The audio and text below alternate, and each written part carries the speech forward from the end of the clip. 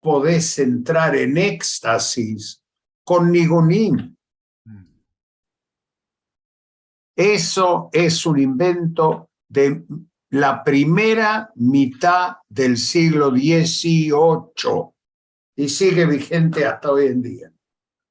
Canciones sin palabras. ¿Cómo podés concentrarte? Y se da también en muchas técnicas de relajación y meditación orientales. La melodía que te hace concentrar. Está de moda este Osho, no recuerdo el nombre, que utiliza la técnica del nigún. Es que no es la técnica del nigún. El nigún es la técnica universal. Totalmente. Donde el pueblo judío, porque va más allá de la religión, porque hay nigunim que el gas. Totalmente. Ni durante mucho tiempo, esto es una cuestión personal, yo con la canción era un nigún. Mi abuelo me decía nigún como canción. Para mí nigún significaba la palabra canción en yiddish, porque es lo que cualquier música lo refería como nigún es melodía, es una melodía. Claro. Y espíritu inclusivo, porque salía uno a cantar y salían todos a cantar y a bailar. Y no hacía falta memorizar, porque el que sabía y el estudioso sabía los versículos de memoria. Pero la gilada como nosotros, ¿quién se va a acordar todo un pasú y sobre todo en arameo? Vamos a melodía. No, en serio, esa es la... Pero hay un cuento genial del Rebbe que decía, el Hasid le dijo, Rebbe, pero ¿cómo usted, que es un estudioso, sabe todo y en lugar de usar las palabras usa, por un lado, el nigún, y si no, usa el Aleph Bet, y va cantando Aleph, Bet, Gimel? Dice, ¿para qué palabras? ¿Para qué palabras? Si Dios sabe que tome las palabras y las ordene como más le conviene. Eso es el origen del nigún y de la melodía hasídica. Sí, bueno, es como necesario, ¿no? Porque se canta en el templo, se canta fuera del templo. La música dentro de la comunidad judía y la comunidad ashkenazí de tantos siglos nunca abandonó la música, nunca. No. Hay... La tradición sefardí, los persas tampoco lo hicieron, en los países árabes tampoco, y aún los etíopes tenían sus nigunim, que suenan como música africana, o música española, o música árabe. Pero una de las hipótesis del por qué se habla del cante jondo, una de las teorías etimológicas es que era el cante del Yom Tov. La J es I consonante, la melodía del Yom Tov, y después, jugando un poco al teléfono roto, se distorsionó en cante jondo. No sé si es verdad, es una hipótesis discutida, pero pega con lo que estamos hablando.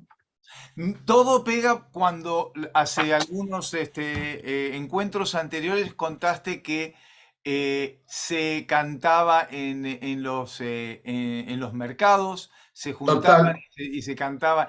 Y cuando iban a lavar la ropa las mujeres. Cuando iban a... Pero el cante... Porque era el único momento que las mujeres podían cantar en público. Jamás pudieron cantar hasta principios del siglo XX en público, porque está expresamente prohibido por el Talmud que un hombre escuche cantar a una mujer en público. Nunca explicó por qué, solo dijo que no se puede. No se puede porque dice Kolbe y ya, prohibido escuchar la voz de las mujeres que cantan, porque los rabinos del Talmud habían leído a Homero la Ilíada y la Odisea, y el canto de las sirenas era el que hacía errar a los navegantes. Y si la mujer que canta es una sirena y me lleva por mal camino, decidieron, opa, hay que apagar los micrófonos.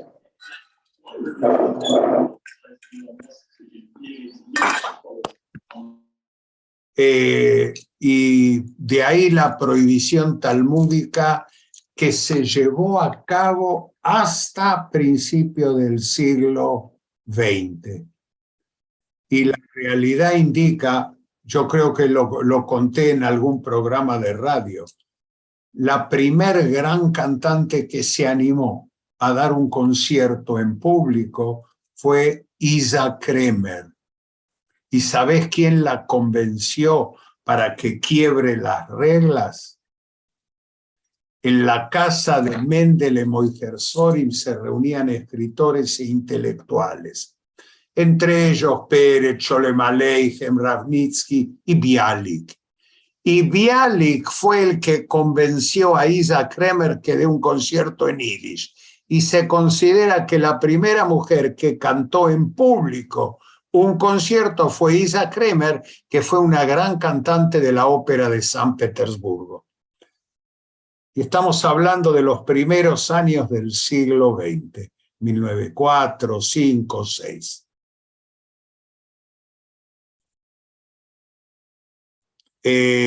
No lo veo a Gustavo, Abraham.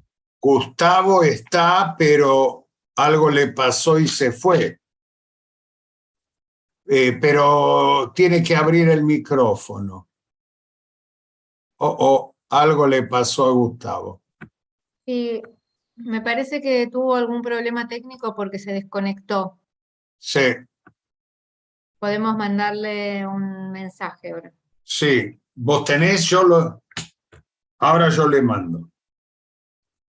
En realidad, no fue fácil difundir y dar lugar al músico transhumante y mucho menos a la mujer.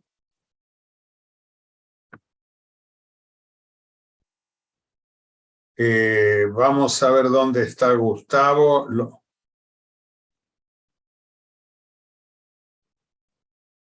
Ay, Gustavo Bulgach. ¿Cuándo vamos a terminar con los Zoomes?